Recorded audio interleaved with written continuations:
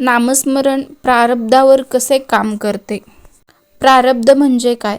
आपल्या संचित कर्माचा तो भाग जो आपण या जन्मात भोगायला घेऊन आलो आहोत, त्याला प्रारब्ध म्हणतात. नामस्मरण प्रारब्धावर कसे काम करतो? पहिला, भोगाची तीव्रता कमी करणे. ज्याप्रमाणे कडक उन्हात चालताना सूर्य म्हणजे प्रारब्ध आपण थांबवू शकत नाही, पण छत्रीनं नामस्मरण धरल्यास उन्हाचा चटका आपल्याला जाणवत नाही. तसेच नामस्मरणामुळे प्रारब्धाचा मोठा फटका एका लहानशा धक्क्यासारखा होऊन जातो.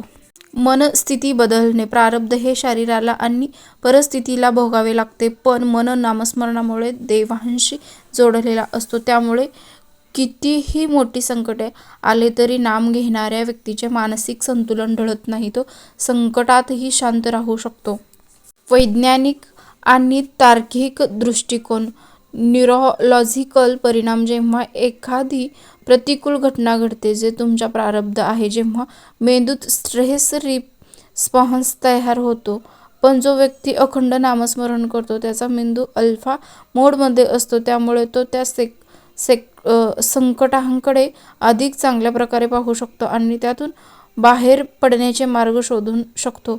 ऊर्जाबद्दल. नामस्मरणाने तुमच्या भोवती एक सकारात्मक ऊर्जा म्हणजे कवच तयार होते. हे कवच प्रारब्धातून येणाऱ्या नकारात्मक स्पंदनांना शोषून घेते. नामस्मरण आणि प्रारब्धाबद्दलची माहिती सूत्रे. प्रारब्ध भोगताना नामाचा आधार. प्रारब्ध भोगणे हे अपरिहार्य आहे, पण नाम घेणारा माणूस तो हसत हसत भोगतो, तर नाम न घेणारा रडत भोगतो. क्रियामान कर्म सुधारा.